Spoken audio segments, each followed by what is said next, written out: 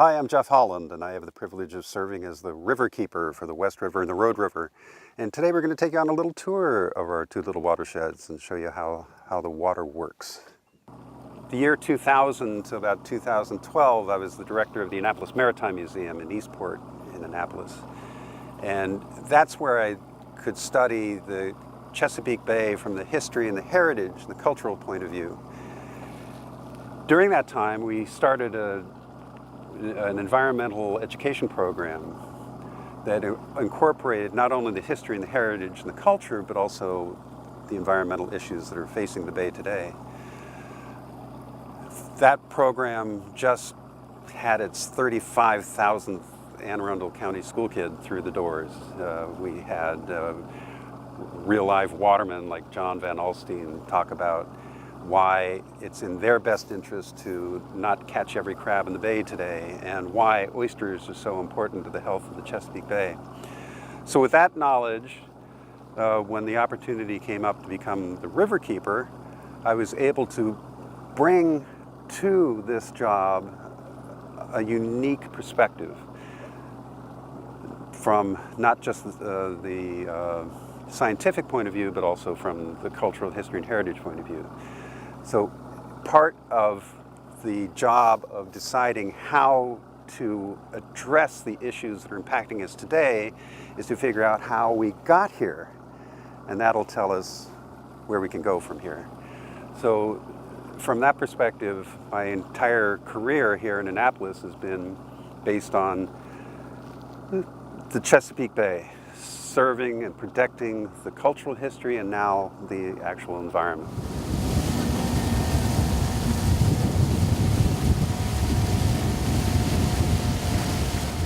So this is one of our ongoing success stories. This is a little tiny island in the middle of the Rhode River. This is called Flat Island. And Flat Island is owned by the Smithsonian Environmental Research Center, but it's been a kind of a mecca for small boats. It's summertime. Small boats will, by the dozens, will congregate here, and unfortunately many people have been in the habit of using the trees on the island as a toilet for themselves and their dogs. So we tried to create a public relations campaign to say, hey, what we're doing is loving this island to death. And so we put on some signage to explain that these islands are in danger of disappearing. And then part of that, as you can see, the grasses with the stakes are new. We planted those with a bunch of volunteers in the spring in order for those roots to secure this beach from being eroded by the high tides. And sure enough, over this summer we've been monitoring it, and the usage has been lighter, as well as the bacteria samples have been improved. So this is a case where people do understand that if we don't take care of our precious natural resources, they're going to go away. What we're looking at is the absence of an island that used to be there. There used to be High Island right in the middle of the Rhode River, but it disappeared because of boat wake and high tides and sea level rise and the fact that people were just, again, loving it to death. So we're trying to prevent Flat Island from disappearing just like that. And we want people to appreciate it and come up to the high tide line, which is what they're allowed to do, but not to invade beyond the tree lines, and again, not to use the trees as a toilet. Actually, there is 3 photographs on there that show how the island has been shrinking over time. It used to be the size of 2 football fields, and now, as you can see, it's just a fraction of that. These 2 waterways, the Chesapeake Bay flows into the West River and the Rhode River. These are not rivers per se in the traditional sense. We're not the Mississippi, we're not the Nile, we are estuaries. So what we see here is what the tide brings in from the main stem of the Chesapeake Bay. With that, we have a unique setting here in the Rhode River. Most of the waterfront, as you can see, is not developed. And part of the reason is that the Smithsonian Environmental Research Center owns a good portion of that. Other portions of the waterfront are owned by families who have been here since 1652 and have not allowed development here. And there are literally places here where you have a 180-degree view shed that hasn't changed since John Smith came by 400 years ago. So that's unique. We're 5 miles away from downtown Annapolis. We're 25 miles away from downtown Washington, D.C., and yet we have this somewhat pristine setting. And that's just astonishing.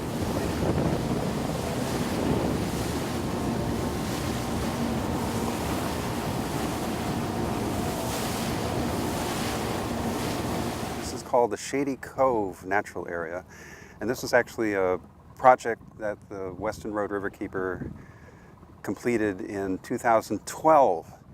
And this was a peninsula that was extremely eroding. Up to that tree line, there was a bluff, and trees were falling down, and mud was getting in the creek.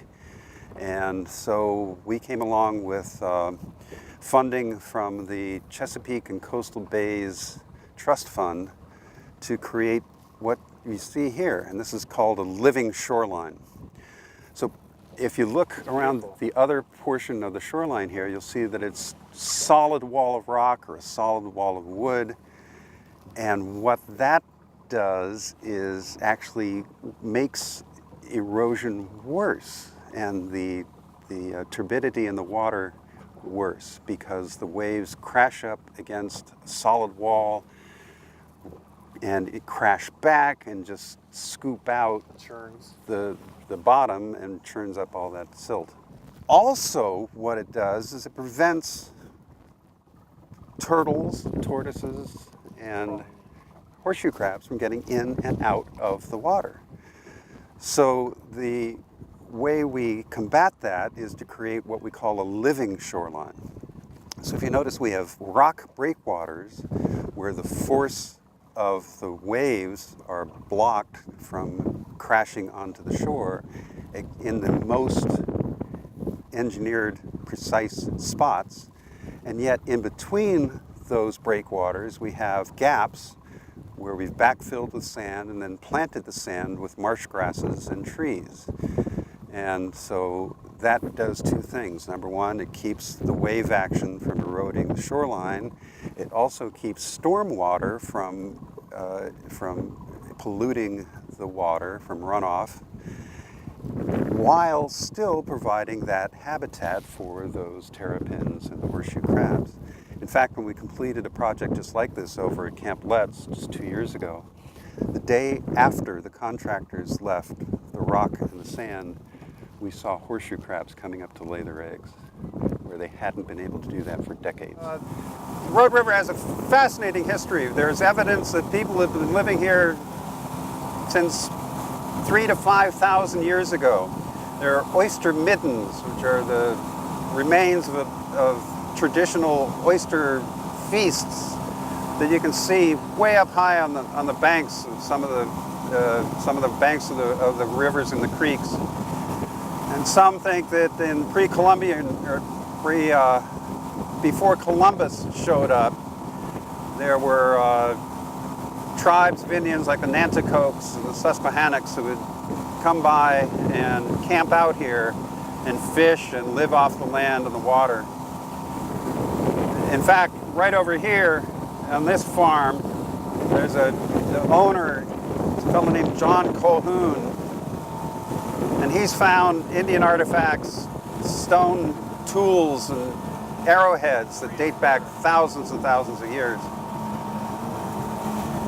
Then we had the first English settlers in the 1650s come by, and they were mainly tobacco plantation owners and growers. So John Smith sailed by here within view of here 4 times in 1608 and 1609. There's no record that he actually saw these two little rivers. In fact, if you sail by now far enough out in the bay, it's really hard to see where the entrance to the rivers are.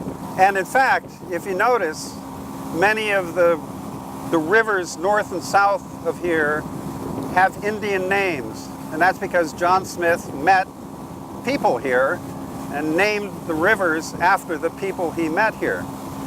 But the West River, Rhode River, South River, and Severn River are all English names. And that tells me that John Smith didn't meet anybody here. Part of the reason is that at that time, this area was a no man's land for Indian occupation. It's because the Susquehannocks to the north were warring with the Potawatoms to the west. And so this is kind of a no man's land, a war zone.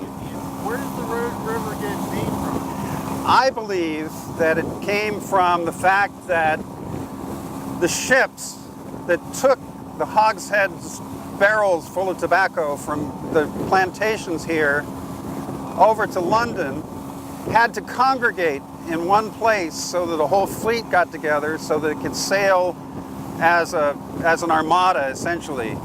And that was to protect themselves against Spanish pirates and other raiders. So what more perfect place to congregate than the well-protected river where you could drop your anchor. The anchor is attached to a rope. The rope is called a rhode, R-H-O-D-E. Hence the name Rhode River.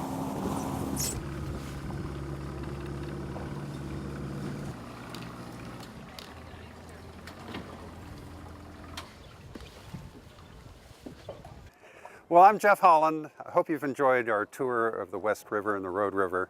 And if you'd like to come and join us, have some fun on the water, become one of our citizen scientist volunteers, give me a call, 443-758-7797, or email me at jeff@westroadriverkeeper.org. Thanks again, and come on down and see us.